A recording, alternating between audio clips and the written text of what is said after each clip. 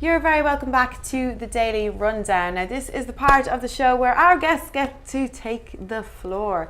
It's something to say time. So this might be a story that we've missed. Obviously, that's never going to happen. Or it might be a little rant that either of them want to have. Now, where's Drew? He was here a minute ago. He was here. He's been replaced. We seem to have a celebrity. Thanks very much. That's saying not a celebrity, Drew. Oh my goodness. What's going on? Who's going first? We're sort of working as a tag team on this, but this is a visual aid. Okay. So it's a bit disturbing. Oh, that's not very nice to do that, but horrible. Yes, this is the big summer of sport, and we're always the TV schedules are disrupted. There's the Olympics and the football, and obviously the tennis and everything else, Paralympics, and it's just the fact that we don't like winners in this country. This is really disturbing. Like, for instance, Andy Murray is the best British player that has probably been since, ever. And his achievements are huge, and he's broken all these records and stuff. And yet, if he loses one match, he's suddenly... Yeah. And it's like, we do not support our winners, and we don't encourage success in this country. No, hang on. True, we don't support our losers. That's what you mean there. We love a loser. If it's someone who's constantly losing, then they're sort of heralded up to the hilt. Eddie the Eagle's got his own film coming out. Well, exactly. And it's sort of like, but if someone's been consistently good, it's like, well, we can't let them get too good. We'll just knock them down a peg or two. So, his achievements are always like, Andy Murray's achievements are immense. But what's the first thing some people might say is, oh yes, but he's a bit dour. It's like, oh, for goodness sake, that's the first thing you can think of when this guy's done all these amazing sort of like sporting achievements in tennis. This is the most animated I've ever seen him. It is, but I mean, it's but it's all that training and the dedication and work. All of that. It is going to take away from your interpersonal skills because you're spending 10 hours a day hitting a ball. Of course it is. It's not going to help your ability to do a good interview or any of that stuff. You don't want some mimsy little player like Tim Henman who never really won anything. You want someone with some fire in their belly who's to concentrate on the game and the sport. That's why he's probably won so much, because he doesn't like the rest of the other stuff bother him. Tim Henman was dull anyway. Oh, he was dull as ditchwater, and he never won anything of any great note because he was too nice. You have Markin with a bit of fire in the belly, but we're just so keen to knock our own, and I just think it needs to stop. It's not going to stop though, Drew/Andy, because I mean, that's cultural. Do you think that's just ingrained in British culture? It isn't just sport either, is it? No, music, anything. No, it's not just sports. No, we like to kick. We like a little sly kick. We do like to kick. We do like to kick our own. You can't get too successful. Why in America, it's totally different. There's no such thing as second place in America. Winners are sort of revered, and achievements are sort of like put into perspective. Whereas over here, he could have won every match going, but as soon as he loses one, it's funny though, because I think I see the same with football, with some football fans on Facebook. I don't know if you're friends with like many football fans. And no, particularly. Honestly, I would actually unfriend people like that. They've all been blocked on I was about to say, I feel like unfortunately half of them are my family. I'm related to them, or married to them. But after each weekend, I'm gonna say, Andy's looking at me. After each weekend, you have them going, "Oh, we're the best team. Then they lose. Oh, typical." That we're the supporters. Sack the manager. Sack the manager. Why would they do this to the supporters, and they go out and they play really badly? So it's totally inherent in British. And the other big thing about Andy Murray is when he wins, he's British. When he loses, he's Scottish. Is it any wonder we want independence? Does it? I mean, it doesn't just happen to Andy Murray though. It happens to all sorts of sports people, and I think do you feel like he doesn't help himself a little bit, or you don't help yourself? He doesn't have to help himself. He just concentrates on playing the game. He does what he needs to do, and I mean, to be in a sport now, besides Djokovic and Federer and all these people, he's kept up with these people, and never other lesser guys would have been so defeated and just thought, oh, I'll never beat these guys. And now and again he does beat them and he wins things, and it makes him fight harder. That's real sportsmanship. That's real kind of gung-ho spirit. And I just think that should be admired. Well, what do you think we're kind of looking for in our sports stars? Well, they're stars now. Particularly footballers, they get paid too much, and I think they should get paid per goal. They should go back. Football should be the way it used to be. if you're playing for a team, you should have lived within a certain distance of their The ground. pitch. So it's kind of getting on my nerves now. You should. If you're saying, put it back on, put it back on.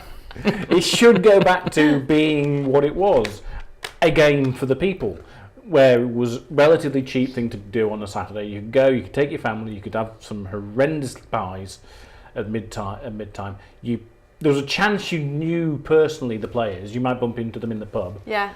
Not quite as far back as the bit where at quiet points in the game the goalie was smoking a fag, but back to the point where you played for your local team.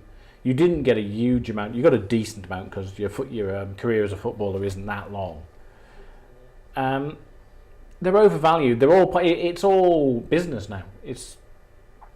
The players are part of the share package in some Well, ways. is this why it's not unreasonable for us to expect them to then come out and be able to kind of work the mic and have a bit of personality and give us some kind of excitement or something when they're being interviewed as well, because they are getting very well paid.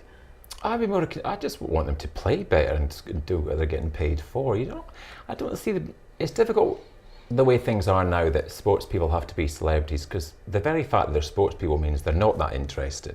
They're not so they're being forced. About 95% of them. Every so often you get a Bradley Wiggins or an interesting character comes along. Yeah. But they're forced into this whole PR thing that it's not ever what they wanted to do, but they have no choice. So you see all those really awkward interviews with javelin throwers and people that you cross the street to avoid, quite frankly. But they've got to do it. They've got to earn the bucks, the sponsorship. It's not just about the wage they get for the job they've done or what they've trained for. There's the advertising and the sponsorship, and it just never ends. I mean, Sharapova is probably never going to play professional sport again because of the drug scandal, but she doesn't need to. She's still making tons of money off sponsorship deals. I don't think she's even lost that many of her deals. She didn't lose them all, did she? I don't think she did, and she doesn't need to, she's still earning enough without having to hit another tennis ball. That to me is just... You'd have to hope after years of earning at that height there'd be some money stored away. You'd like to think so, yeah. It's really imbalance the stories there. of the stuff they do and buy, and they've got to buy a Ferrari. There's a camouflaged Bentley drives around Manchester, belongs to I think it's one of the City players. Is it? I must look that up. I was about to say, you see some super cars around Manchester, to be fair. This kid's getting too much money too soon. Yeah.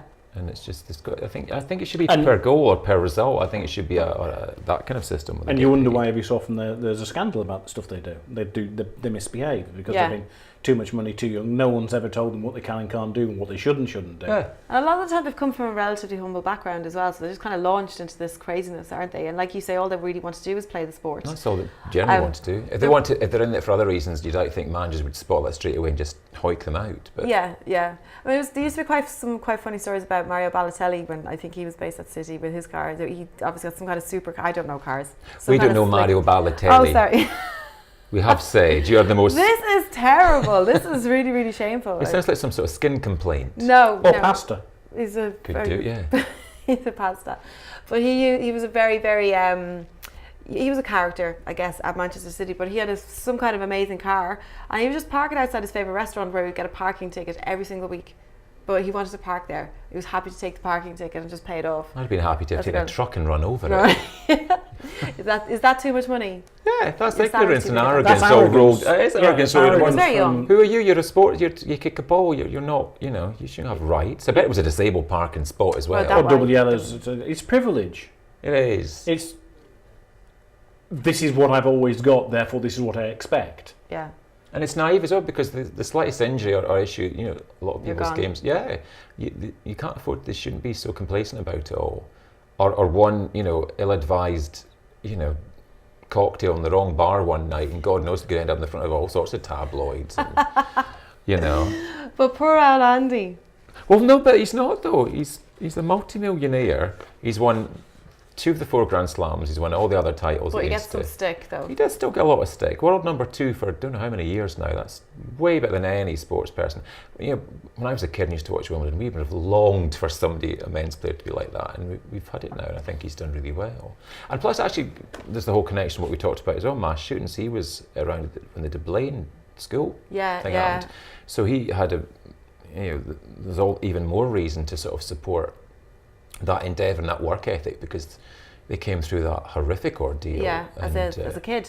Yeah. I actually I was at the Australian Open a few years ago, and I was going to say it was the year of the heat wave. I guess there's a heat wave every year, but I mean, they were literally frying eggs on the floor. Oh, do you yeah. remember I that don't know one? how they can do it. I can't understand, because they earn it if it's a 5-set match. I don't know how they can do it. Unbelievable. Like, there were fans that sprayed water set up, and people were just queuing to go and just get some of this lovely spray sprayed on them. It was so hot. But it was quite funny because obviously, you know, but there's lots of English over there, backpackers and tourists and whatnot. And while they were training, they just kept shouting. And it's not just when they're training, they do it when he's playing as well, don't they? They just go, "Come on, Tim." I know you mentioned him there, and you can see it really drives him mad. I think. Well, again, why would you do that? What's the point? It's mean. It's just, what is the point? I'm not even sure what the joke is. Is that just envy because there wasn't an English player that did that well? Well, that's pathetic. To go all the way to Australia to do that, like. It was a joke round. It was a running joke with Henman. Was the "Come on, Tim" joke? They had Henman Hill or whatever it was. Where you and the vile Andrew Castle who can't bear that it's now called Murray Mount. Don't even start me on that one. But it's quite funny when you think there's been a spate of "Come on, Tims," and then it goes away, and then it's a really good kind of gameplay, and then after someone else will just shout, and it's just as funny all over again. Sorry, it's crazy. No, it's like comparing Mount Everest with a molehill. You can't. There's no comparison.